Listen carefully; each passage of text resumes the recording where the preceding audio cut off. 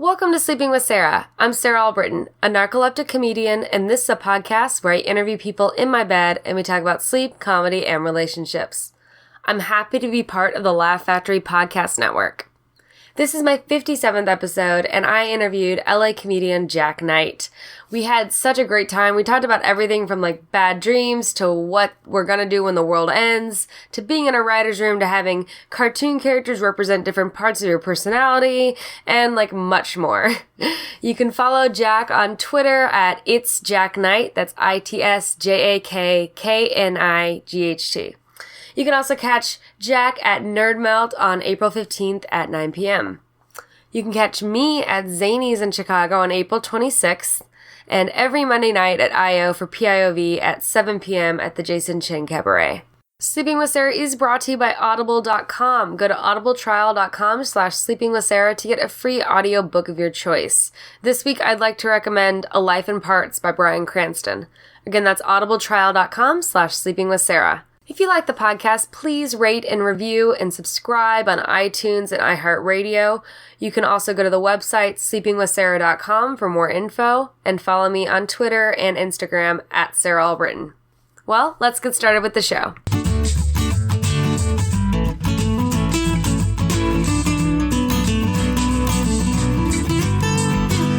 Sleeping with Sarah. Welcome to Sleeping with Sarah. I'm Sarah Albritton, and I'm here with my guest, Jack Knight. Hello. How'd you sleep last night, Jack? It was alright. I was getting off a flight, and so I only had 1 hour of sleep before I had to catch my flight. And then I came back to the hotel, and I slept for 4 hours, and that was fucking fantastic. So wait, how late were you up last night? I stayed up till 3. My plane was at 6. Had to hop on a plane straight from that in Denver. Slept on a plane a little bit. Came to Chicago. They wouldn't let me in my room until 1, even though I got in at 11 or some weird time. And then got in my room finally. Had to pay a early, $30 early just to get in the room. So you could take a nap? So I could take a fucking nap. Because I was just being really petty about it. And I just fell asleep in the lobby. Why don't they just have... Why don't they just have places where you can go in early and take a nap? No, they had the room the entire time. They like to run on a schedule because they think that they're losing money with me getting in there early. They're just being petty. That's so ridiculous. But splitting up your sleep that much like that is kind of wild. Yeah, I'm not proud of it. Yeah. I can't wait to get back to LA and sleep. I can't do that. I can't, sleep for an hour and then, this is why I'm always Southwest. Because if I ever sleep, I usually miss, I missed my flight back from LA the last time I was there. Oh shit, why? Because it was at 6 a.m. and I'm an idiot and I went to a Comedy Store and hung out and didn't get back till 2 a.m. and I was with narcolepsy, I'm assuming you can't sleep for 4 hours. Yeah. Well, I mean, I can sleep for 4 hours, but the thing is waking up is the problem. It's I had to be very motivated to wake up, and for some reason I was like, fuck that plane ride, I'm on Southwest, I can get another one. What's your alarm tone? Oh, I have, which one? I've got 50. No, you need a solid, did you ever have a boyfriend? Yep. My homegirl, she has this thing where she had a boyfriend and she had the same ringtone their entire relationship, and it was a special ringtone they shared. And so she hates waking up too. And so she plays that as the alarm to wake up because she hates him so much. Oh, because that triggers that triggers something emotional instead of just a sound. See, I have happy music. Maybe I shouldn't be doing something that's happy. Why would you play happy music to wake up? What about waking up is happy? You're right. See, you probably don't even have narcolepsy. You just have stupid ass ringtones.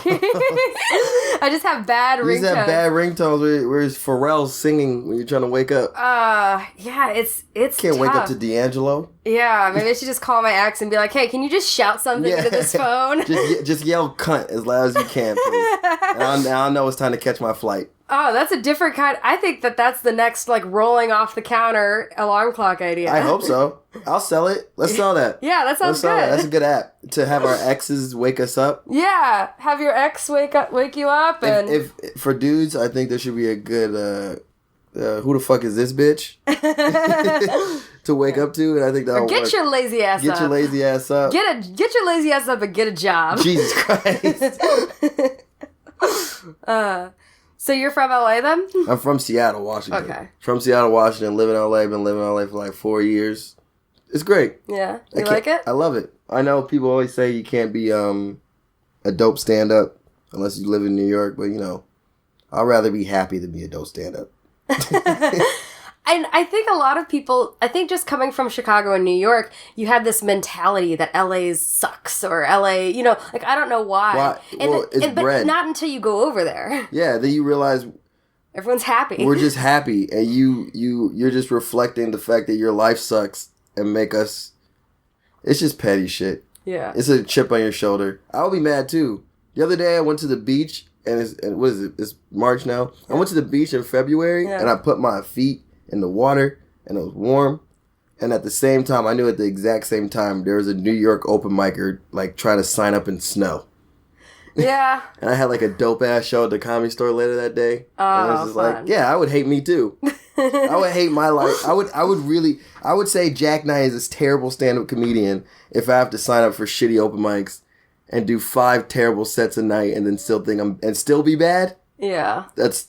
Well, and also having to be at a place, too, where you got to, pay, you have a minimum and pay things. Was it, $5 for an open mic or something? In New York. In Chicago, what's great about Chicago doesn't have any of that. Chicago breeds such great comedians. But... Well, because we can also get about the same time. I can go up, Monday night I went up 3 times. Mm-hmm. I had new stuff I want to work out. Mm-hmm.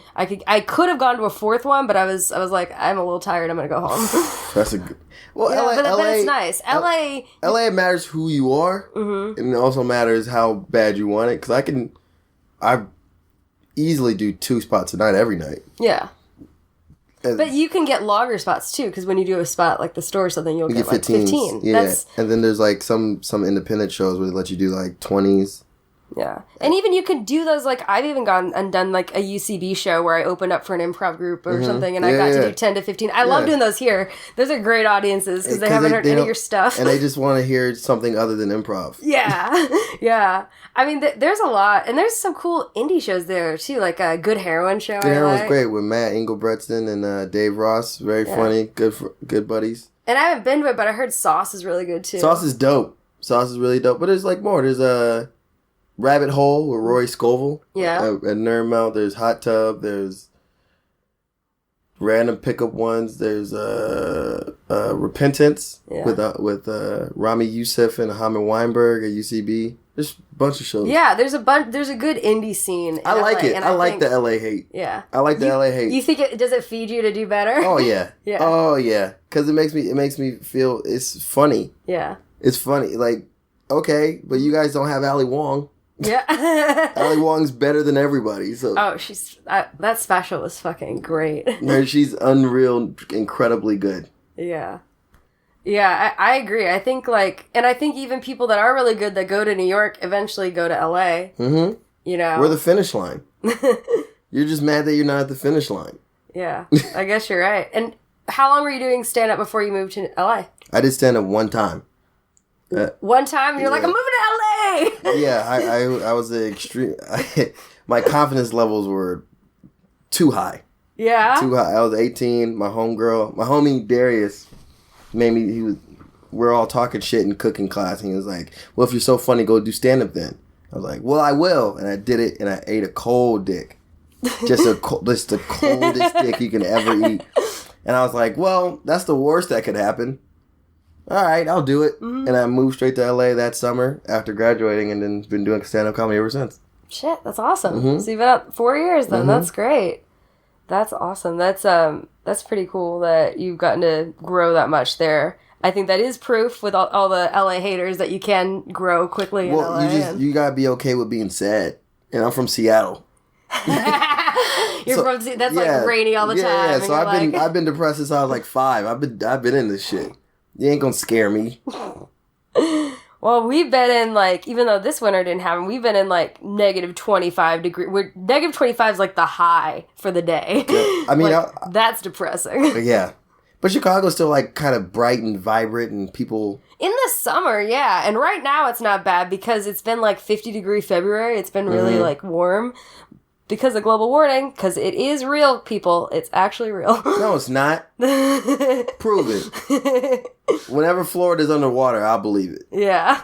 Hopefully not California, right? No, hopefully we'll get, a good, seismic, Like the tectonic plates are what right do you think there. will happen to LA? Like, do you think LA is just going to migrate to somewhere that's really safe? They're going to be like, hey, it's happening, people. Let's move all the studios. Let's move everywhere somewhere. Well, at the end of the day, LA is too rich for global warming. So they're going to figure something out.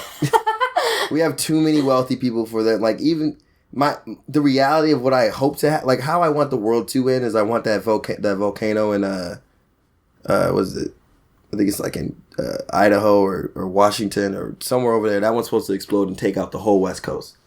Whoa. So when that happens, when it takes out the whole West Coast, it won't reach SoCal, and I'll be there. Yeah. But I'm going to get my mom and shit out of Washington when it blows up. Mm-hmm. Like, so she's not like Pompeii and she's like frozen and shit. But It's like, and all the people, the rich people in LA will find out about this before it happens. No, Elon Musk got an idea. He gonna make sure me and Spielberg are all right. Yeah, I mean, he's already building tunnels and shit. Yeah. You think that's all he's building under there? No, I don't think so. He has a rich people. They rich people have like this fucking Avengers-esque floating cloud that they already have prepared just in case California blows over. And all I'm doing is just trying to get as many stand-up sets as possible to be able to be on, like, I know I won't be on the first ballot, but just like put me on the reserves. So you think that there's like a secret society of rich people in LA that are like together for when LA could like be destroyed by Of course. And they're only going to bring like 3 black people. It's going to be Shaq, Samuel Jackson, and Michael B. Jordan. Oh, we need a girl. Shaq, Beyonce. Yeah. And Michael B. Jordan. But Beyonce's got houses everywhere. She could just go to whatever house. Yeah, she's probably got a... You think she has a floating house? No. We see Beyonce so much that we think that she's Elon Musk level. Yeah. But in reality, she's... You know, yeah. They still need to get Katy Perry. They still need to get Demi Lovato. They still need to get all these people before Adele. Yeah. You're gonna let Adele die? Adele is from London. She's got places in London. Yeah, but like, what if she's in LA when it all pops off? Oh, that's a good point. She still needs to be on the ship, the flying ship. The flying ship. The flying castle that they probably have built, like Totoro. Oh my god! Do you think they're just gonna take all of LA and just float it up in the air? For the rich people, yeah, they're just gonna take all of Bel Air and just fucking push it up into the sky. And then everybody, like a couple people from NoHo, they're gonna take Roscoe's with them. Maybe like a good sushi spot. Yeah. I'm just gonna hopefully I'm gonna get into these little. I'll live in the smallest apartment in one of those neighborhoods and just hope for the best. That's all you can do. My whole thing is just like, I mean, I know it's coming up, but I'm just gonna do as much cool shit as possible when the world ends. Just take that 9, clock that thing back, and just put it right in between my teeth. Wow. Do you think that would happen like in our lifetimes? Or? Yes. Oh wow, yeah. Yeah. I think something. We've been fucking up too much. Yeah. God ain't gonna just let us do all this shit without some. We need like a good, maybe an earthquake or a volcano, but just like a good 10G, 20G people dead, just so we can restart and realize what life is. Well, I think that honestly, if you look back in history with like the bubonic plague and like all these things, like. If those things didn't happen, how overpopulated would the world be at this point? Right. It is a natural thing, and nature got to kick in. And some people think some people might think I'm like crude by saying this, but like when you talk about tsunamis or volcanoes going off or hurricanes or those kinds of things, I think it's like the Earth's way of balancing itself so that it's not overpopulated. You ever be like watching the news and you see like there's a new tsunami that just hits China and Taiwan and all those places all the time because they be over there being assholes. They be fucking with the Dalai Lama and being mean. You think we're just gonna be this mean and not have anything happen to us? Something's gonna happen. There's gonna be an asteroid that hits Nebraska. Oh wow! Just something has to, because we've been dickheads for a minute now. Yeah. Just someone needs to fire off a nuke at us. Let us be like, we just need to get socked in the face. America's just like a bratty rich kid who needs to get socked in the face. I mean, I think we have just the leader that probably will get us socked in the face. I hope so. Yeah. I don't want to die, but like, I'm with it. 50,000 off the table. Hopefully, none of them like do cool shit. Just a bunch of subway workers. Wow, that's crazy. Like that. That's pretty intense. Like, but I understand the world needs a balance. Why is it intense? I don't know. It just feels because you care about you. You're making it selfish. No, you gotta think about the greater good of like human life. I'm thinking the other people too. I'm thinking about like families and I want people to live forever. And I think the only way people can live forever is if a lot of people die at terms. Okay. That makes sense. No, that does. That's, well, or we just find those other planets to go on to, right? Well, how are we going to get there? Well, it's like the same way. How are we going to float LA above the helicopter pass? People gonna find a way. They're going to find a way, but like going on to a new planet, then it's going to be like, then we're going to all find out finally that classism's the real thing. And then and then they're not going to bring any Mexicans. It's going to be a whole weird thing. There's 7 planets, right? There's like they found 7. And isn't that interesting? They found those just like after Donald Trump was like inaugurated. They knew what it was. They're just like, there's hope. Yeah. We're good, guys. Everyone, nobody kill yourself. I know that Trump's here, but we have 7, and I'm glad that there's 7. I hope that they spread us all out. I'm not like a, you know. Do you think that they were divided over like certain types of people, like just the rich people all on one planet and like the? I hope it'll be divided by culture, and then there'll be like subculture. Like I hope there's How cool would it be if it was all the creative people in one place? So when I went you gotta spread them out. I know. Spread them out. I know, but when I went to college, we had a dorm. You could only live in that dorm if you were a theater, music, art, or dance major. So like everyone, all the coolest people were living in the same dorm. That's be really lame. You guys are all dorks. It was fun. Yeah. Maybe we were dorks. I don't want a whole dork planet. Then because if there's a dork planet, that means it's gonna be like we're the jock planet. They're gonna bring nukes and like fucking lasers, and they're gonna blow you guys up for being dorks. That's a good point. You gotta spread everybody out. That's a good point. But I do hope there's like an Atlanta planet. Oh yeah, that would be great. Where it's all twerking and trap music. I would live there, and I'll just stay in the cuts. I don't know. That would be wild, though. I don't know if that'll happen in our lifetimes, but it's pretty. Getting those planets? Yeah, getting on those planets. I bet you in our lifetimes, and this is if we, diabetes and stuff, but I bet you someone's gonna go there. Mm-hmm. Like we'll see someone go. Yeah. Like I don't think we'll see them. They might not come back. Yeah, I mean they're not gonna come back. Yeah. But they're gonna be on like the the passenger. What's that movie with J-Law? I haven't seen that one yet. It was pretty bad, but the whole thing was like, it's probably going to take them like 40 years to get there. So we're going to see like one of our grandchildren's going to go up there. Yeah. And we're going to be dead by the time they reach it. Yeah, well, we're already screwing this planet up so much that we got to do something, right? As long as this is all real. Because you've heard of the Elon Musk thing about he thinks we're just Android? Yeah, the 50-50 chance that we're living in an AI. But like Elon Musk is just a dude who has enough time to think about shit. Yeah. You know what I mean? Like imagine being so rich that you can sit down and really theorize that we're all AIs. Well, because the thing is, like, he's got money that just makes money for him. So even when he's doing nothing, he's making a ton of money. Mm-hmm. So it's like... He lives a great life. Yeah. I don't know, but maybe you get bored doing... I mean, that's why he's got to do all this stuff, like make tunnels and... Yeah. He's so past our way of thinking that he doesn't even jerk off, probably. He doesn't even, like, need pussy. He's just like... He just lives. Wow. It's a different... Him and Jaden Smith, man, they got it. They got it all. Him and Jaden Smith? Jaden Smith is a different level of man. Yeah? Yeah. Because think about Jaden Smith. Think about what Jaden Smith is. He was born unto the coolest dude ever to live, Will Smith, in my opinion. Super rich, around everybody. He was 13, 14, knowing Frank Ocean, knowing Kendrick Lamar, Kanye. Mm-hmm. He doesn't have the need that we both have to be cool or to be liked or to be accepted because he already is. So he's past that thing and he's working on this thing, which is all like information and knowledge. And he only gets to live in. That's why he does weird shit like build pyramids and fucking go and dig sand holes and lives in sand for a while because he's past where we're like, I need to do stand up so people like me. He's past that shit. I never thought about it that way. He's brilliant. Because his way of thinking is gonna bring us to where we're supposed to be. But we're like, he's dumb because we're dumb. Yeah. That's why 50,000 people need to die. Do you think that like do you agree with other people like with other people that do weird shit like Shia LaBeouf like doing his weird art gallery experiments? What is it called? Meta. He's the same. He's the same thing, but he's not. Yeah. He's super aware of it, but he kind of doesn't care, but he still kind of cares. Shia is not the same level as Jaden Smith. Yeah. Shia is still... I didn't think so, but I was just kind of curious because he does weird stuff too. Shia got a good heart.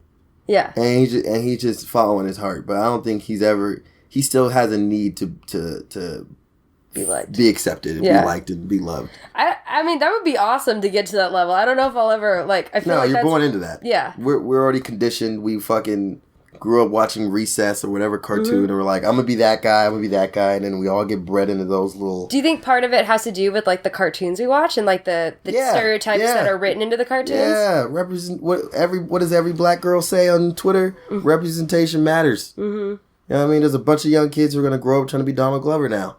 I grew up trying to be Will Smith, and the black dude from Hey Arnold. And Ren from Ren and Stimpy. You pick out your fucking people. Yeah. Bugs Bunny. Put them all into one. And then that's your personality. Wow. If everyone's personality can be broken into, like, their cartoon characters that they watched as a kid. Mm-hmm. Easily. Every single person. You ever met, like, a, and this is, I'm not trying to insult them, but, like, you ever met, like, a foreigner who, like, comes from a place where they didn't really have cartoons? And then they, like, kind of pick up the language. They know how to converse. But you just, like... You're just weird. It's because they don't have our American culture to, like, make personality out of. They just have, like, their parents. So they're just acting like their parents. You're right, but we're all raised by TV, so we all act like fucking cow and chicken and cat dog. And we're kind of the idiots, you know? We're not the idiots. We're just... It is what it is. Yeah. Yeah, you're right. Man, that's crazy. I do think a lot about the Disney...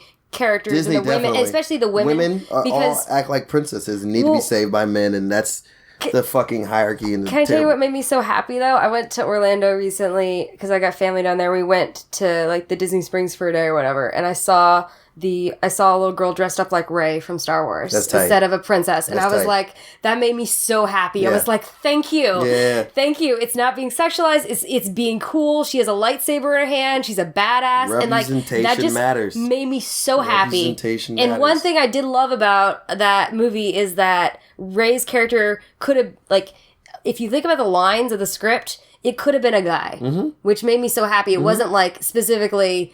anything like that wasn't a plot line or anything weird. And she's saving the strong black dude the whole time. Yeah. Not to make him black, but she's saving the strong male. Yeah. And I think that's what's really cool. Mulan. Yeah. That was another one where it's like I was very happy that young women were like, I want to be like Mulan instead of Sleeping Beauty. Yeah. And even, like, if you look at Brave, where the end of it, she didn't want to get married to a prince. She wanted to have her own independence. And, like, Frozen, the goal wasn't, like, to get guys. It was more the relationship between the sisters. Like, they're changing. You know, it's been a bit, but they're, like, adjusting. Media matters. All this shit fucking, like, when people, like, when you see, like those little Instagram hoes and shit, and people be getting mad at, like, you know, like, they be... big titties, fake ass, and all that. And people would be mad at, like, Nicki Minaj or Kim Kardashian. For her individually, I don't think we should be, like, mad at her. But in reality, yeah, that's pretty fucked up. Yeah. Like, I get it that they're, like, people and they're strong. But, like, you know, that's really, really fucked up what you're doing, Kylie Jenner. Yeah. That's a really fucked up thing you're doing. Period. Like, bottom line of it all. Again, it's also how she was brought up. You forget she was like 8 years old when her older sisters were modeling. Man, but that's what she got. That was her Ren and Stimpy. Yeah. That was her Hey Arnold. Like seeing that stuff. And it's just a interesting thing, but also to, like, I also feel like the whole fashion industry with sexualizing girls at like 16 and 17 and 18, like, it really... Well, don't blame me. That's gay men. Yeah. No, I'm not blaming anybody. I'm just saying, like, that. Y'all need to start yelling at gay men for trying to get us to fuck 16-year-olds. Because gay men determine who men fuck. That's a very interesting point. Gay men decide who we think is pretty. And then you guys get mad at men. No, I'm not. I just think it's interesting because if I look at an 18-year-old boy... you know, a man, I am not attracted to an 18-year-old guy. No. That's not attractive to me at all. I'm probably minimum, you know, like, when they get to like 25, 30, you know, that's more... Where do you get that from, though? From media tells me. Like, everything tells me. Like, fashion, everything. Like, people, guys that aren't scrawny, guys that have muscles, you know, these sort of things. And it's weird because it's not even our own natural selection anymore. It's what the media is deciding what is. Right. Because, like... back in, like, the 1910s, 1920s... And I'm told to like Ariana Grande. But if I were to meet Ariana Grande in real life, like, that's a little-ass girl. No, she's so skinny. Yeah, it's like, I don't want... In real life, I'd be like, I don't want that. But because it's so pushed in my face, I'm like, okay, I guess. And so many guys are attracted to bigger women but are afraid to be open about it because society seems to dislike that, you know? What's bigger? Just curvier, or in general, like women overall. I think, that's a culture thing. Because all my niggas love thick bitches. Well, maybe it is a culture thing, because I feel like maybe white guys don't feel comfortable saying that, or aren't, you know. Bitches or niggas? What? Which word? Oh. well, I mean, they don't feel comfortable saying that they like thicker girls. Yeah. I mean, it's all coming around. Yeah. I hope. I mean, I thought technically we're supposed to like thicker women because our brains are like, we're still animals, so we're supposed to like, I need to see something that looks like I should be impregnating it. And skinny girls don't look like something you can impregnate. Yeah. As like a pure animal primal shit, when I see like a Beyonce or Kerry Washington or Demi Lovato, whoever be thick or whatever, I'd be like, yeah, she has childbearing hips. You hold the hips, you go, bleh. And you put all the stuff inside her, and then she goes, and my baby's here. Next one. Childbearing hips. Yeah, right. But then you see a skinny girl, it's just like, I don't want to come at you. I feel like I'm going to hurt everything that you are. Well, I also feel like just the boniness would make the sex really uncomfortable. It wouldn't be as fun, you know what I mean? Well, I'm also a skinny dude, so when I can't fuck skinny women. Oh, you can't? Oh, yeah. No, because then it's going to sound like two sword fights. It's going to sound like people fencing. Yeah. Yeah. So how did you start your show that you have, the cartoon? It's not my show. It's the Lucas Brothers but show. Lucas, you write it though. Right? Yeah, it's off the air now. That was like when I first started comedy. I got that job like 1 year in the comedy. You did? Yeah, fucking lucky as shit. How did you get that? I was friends with this comedian named Gerard Carmichael. Mm-hmm. Who, wait, when is this coming out? What? When is this podcast coming out? Probably in a couple weeks. Like, oh, okay. He has something. Watch his HBO special. It comes out this weekend. He's awesome. Brilliant comic. But no, he was like my big bro, and then he told the Lucas Brothers about me, and they saw me somewhere at some show, and they had me come in for a meeting, and they were high as shit, and it was this dude named Nick Weidenfeld, who is like the head creative guy at Vice now. And I was like this 19-year-old, 20-year-old fucking dumb kid just sitting in a room all nervous as shit. And they're like, what do you like? I was like, I like cartoons a lot. And they're like, we like cartoons. And then we started talking about Fresh Prince. And then we started talking about like Sister. And out of nowhere, in my interview for the job, we ended up smoking. Now that's how you know an interview is going well. When you start smoking weed with the people. So now we're like just smoking weed, talking about Sister. And then I was like... I like that show. I remember that. Yeah, then... I don't know if you watched the episode, but then in the middle of the interview, I was like, Sister. I was just too high. I was like, Sister. And they laughed. And I was like, oh, that'd be funny if there's like another sister, but she's mad that she's not a part of Sisters. And then that was the whole episode. And then that was the first episode that I came in for. And then I stayed and we wrote like this Will Smith episode. We wrote all these fucking... It's going to be one of those shows that, you know, just watch it. It's just get high, put some Funyuns in front of your face, and it's just good old funny shit. That's awesome. Yeah, but that was a while ago. Yeah. But that's cool that you ended up getting to, you know, have a writing credit to do that and all that. Yeah, that's it was fun. It was insane. It was really, because it was like a writer's room with like people I was like looking up to, and then they're just all there. Like, like it would be like Kevin Barnett, Jermaine Fowler. Oh. I ended up going on tour with him because of that. Sean O'Connor was in the room. Dan St. Germain would come in the room. Michael Che. It was like, and I just sit there like, just nervous. How many people were in the writer's room usually? Like 5. Like 5? Yeah. Okay. Not if it was like big days. The Lucas Brothers were rarely there. Yeah. They only liked writing scripts. So they'd be in the house and they like send some ideas and then we riff on them and then we send it to them and they write the whole script. And so you send like the outline and then they wrote the script? Mm-hmm. Cool. I'm always interested because eventually I like to be in a writer's room. So. You will. It gets annoying, but it's nothing's better than stand up. But writing in the right writing room, and I've been in a few now, but the right writing room is incredible. Yeah. Like, which other rooms have you been in? I wrote for the ESPYs. I helped out with the MTV Awards. I did a couple off times for like CC shows. at like C-Sheet programming. Right now I'm like in, there's this show coming out this coming year called Big Mouth. Mm-hmm. And it's a Nick Kroll show and John Mulaney show, and this other dude, Mark and Jen and Jesus Christ, I'm drawing a blank. Andrew. Mm-hmm. Yeah, and it's a show about like growing up in puberty and an adult comedy. It's funny. Yeah. But I'm in the room every day with like Nick Kroll and John Mulaney, who are like the funniest human beings alive. Yeah. That's gotta be awesome. Yeah. You learn so much from them. Well, I get discouraged a lot from them, but yeah.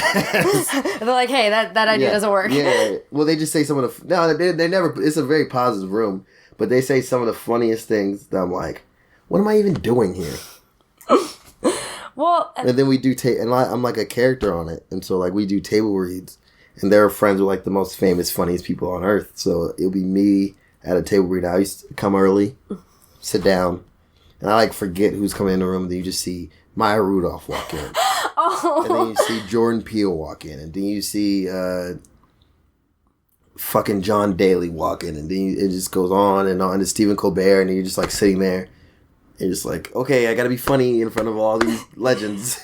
Yeah, I guess that is, and it's more intimate, so it's not like you're doing a show where there's hundreds of people or whatever, and then they might be in the audience. You're in a room with 10 people. No, it's kind of tight because for table reads, they like bring the whole animation staff, and they bring like the workers in the room, and so people laugh, and so it feels like you're almost. Oh, that's nice. It feels like you have an audience, so you kind of like. You get in your performance. After a couple laughs, then you forget about caring. Yeah. Like, I'm always nervous on my first line, right? And I always kind of fumble it, but I still kind of get a laugh, and I'm like, okay, I'm good. Well, especially with animation, because I've done a couple voiceover character things, so it's like trying to find the right voice for it. You want to make sure you sound right. Yeah. And fortunately, the character is just literally me, so I just... Oh, that's nice. Like, sound like you. I'm like, I could do that. That's good. That's nice.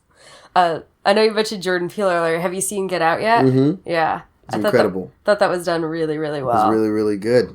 Yeah. I don't want to share any spoilers on the air, but I will say I don't think this is a spoiler. Lil Rel dies. Lil Rel dies in the movie. From an Asian woman. He was a great part of that movie. He's hilarious. He's hilarious. One of the funniest dudes on earth. Yeah, I thought that was great. What I did like also is there's a kind of a sleep related thing. I feel like I think that the visual thing he does relates to the sleep paralysis. When he goes into the couch? Yeah. And that's in the trailer, so we're not ruining anything. Yeah. So that's a sleep paralysis. Mm-hmm. So sleep paralysis is a thing I experience sometimes where I'm half awake and my body is still paralyzed, but I wake up and I can hear what's going around me, but I can't wake up. And that was probably one of the best visual representations of sleep paralysis I've ever seen. Where you kind of just drop into your own self, into a sunken place. Yeah, that's what they call it in the movie. But like that is like the most realistic way I've seen it visualized on film, and I, like for me, like that's really cool because I try to explain to people and they just don't get it. You're kind of just floating in this space. Well, I feel my body sometimes. Sometimes I hallucinate on top of it. Like there will be like a spider or something that's not real, that's scary, and I can't move and do anything. Like I have no control over my body, but I can hear what's going on. And I used to do it in class, like when I was in high school. And I used to hear everything that was going on in class, but I wouldn't be able to wake up until someone said my name or touched me. Jesus. And it's pretty scary. It's as horrifying as they make in the movie, which is really nice that he visualized it. That they visualized it. My horror. Yes. Now I can explain it. Next time people are like, "Oh, have you seen Get Out?" It's right. like that's what it feels like. I used to do that every morning. My dad, before he knew I had narcolepsy, he'd yell at me. He wouldn't understand why I wouldn't get up out of bed. He would yell and yell, and he feels bad about it now. Hereditary. Yeah, but they didn't know, and only 25% of people who have narcolepsy know it. So my mom wasn't diagnosed. Sometimes it's hereditary. Like my mom was diagnosed after I was, and she's got a way less severe case than I do. It's not that bad though. You said, do you have a weird sleep thing? I got bad dreams when I sleep. When I sleep for a short amount of time, I have bad dreams. Yeah. When I sleep for a long time, it's regular. But if I take a nap or if I like, it's always a bad dream. Like if it's like less. I think it's because I'm a pessimist. Yeah. I think your brain kind of angles your dreams where your mind is. So I spend all day being like, man, I wish the world would burn. And then I go to sleep. I'm like, oh shit, the world's burning. This is bad. You go to sleep and then that volcano's gone off before you can warn anybody. Yeah, it's a lot of like, and I always remember it, but it's always like something, where like I'll get something, I'll fall in love with something, and then someone kills it in front of me. Oh. So I have a lot of those, which I think has something to do with some. I don't give a fuck. Did you write them down at all, or no? No, I'm gonna let it just be. You're just gonna let it go. Yeah, I don't give a fuck. And you need something. Is it under a certain number of hours, or is it just like anything less than like 8 hours? If I take a nap, it's always just like, bow. Like even when I took a nap today, and then like I got my first flying dog, and then like this dude came in and killed it in front of me. Oh my god, you got this flying dog? Mm-hmm. Oh, that's awesome. Did he have wings? No, he just flew. Oh, that's awesome. It was a dog who flew. And it was like... That's like the perfect pet. It was just like a montage of us doing shit together. And then some like guy came in and just fucking put a bullet in his brain. I'm just like, Jesus. And that sucks. That's so sad. So do you always wake up in a bad mood? I wake up like, that's how that went. that happened how it happened. And now I'm this way. Never sad. Just like, Just like that happened. That happened. Fuck. That was a lot of information at once. That is. That's crazy. Yeah. So, something else we talk about on this podcast is relationships. Are you currently seeing anybody? Mm-mm. No. Mm-mm. Do you find it hard as a traveling stand-up, I guess? I think I'm just I'll be a bad boyfriend. I don't want to do that to nobody. Well, that's good. Yeah. Actually, that's probably really appreciated overall. I just know I'm not like a cheater or nothing, but I know you'd be fourth place. Yeah. And I think the only way I can be a good boyfriend is if they're second place. Comedy first. Comedy will always be first. Yeah. But like if I find the right girl, you might can squeeze in front of my mama. Mm-hmm. But you really gotta work. And then I like my friends a lot. Yeah. Like, I know I'm not ready for a girlfriend because I'll hang out with, like, really very cool chicks. And then my friends come around, and I'm like, they look like they're having so much fun. I don't want to talk to you. You want to go hang out with your friends instead? Yeah, they're funny. Yeah. They're professional comedians. Of course. I hang out with the funniest people, and then she's over here like, hi, huh. It's like, you're not even, ugh. That's what I think it's hard, too. It's like, when I go on dates with guys that aren't comedian, well, I don't really date comedians, but when I go on guys that are normal, when you hang out with someone who isn't a comedian, yeah, and they tell their like one funny story, and you're like, this is so boring. Yeah, it's really bad. It's bad, and I agree. Sometimes it is more fun just to go hang out with your friends. I like it. I like meeting girls if they don't see me do stand up. Oh yeah, because then they try and be funny. Oh, really? I feel like guys try to do that. I didn't realize girls try to do that. Well, I mean, guys try to do it. I'm pretty sure it's a lot more aggressive. But girls are like, you do whatever you do. They try and like sway you in that way. Yeah. And guys are much more the attacker in the relationship, so it's a lot more obnoxious. To whereas a girl will like say like a quick jab, but girls are mean. Yeah. Girls are very fucking mean. Oh, so when they're trying to be funny with me, they're just like, I like tease them like, well, your shoes are fucking stupid. They'll be like, your dad was in your life. It's like, what the fuck is wrong with you? You had somebody say stuff like that? That's crazy. Well, they're trying to be funny, and they know like I'm They're trying to be funny, and they say something. Well, I think they just don't know how to be funny. Yeah. Yeah, they just don't know how to be funny. They've been watching too much Mean Girls. Right. I think that's... They just say because in their head, when I say something, they just think I see something, I say a mean thing about it. So, but girls' brains work they think a lot harder about shit. So there are things that they can pull that is so much meaner than me being like, your shirt's ugly. This is why I don't do roasts, because I'm not like a mean person, right? But I feel like if I had to be mean, that I would cross that line and be too mean. Like have you seen these roasts lately? I have. They're really they're going in. Yeah, but the thing is, I don't want to be that mean to people. I guess I feel. Yeah, but it's all loves and hugs afterwards. Yeah. Someone gotta tell you. Yeah. Someone gotta tell you you're a piece of shit, nothingness.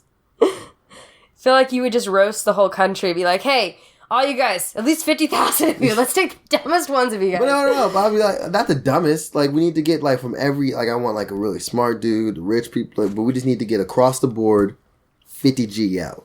Yeah. Do you think that that's why they did, like, sacrifices, like, back in the day? No, they did sacrifices because they had no books. And they were just like, we need to make sense of all this. Someone has a funny joke. I think it's Hampton Yount. Do you know him? No, I don't. He has this funny joke where he says, you think the first guy who thought of sacrificing was like a real dickhead?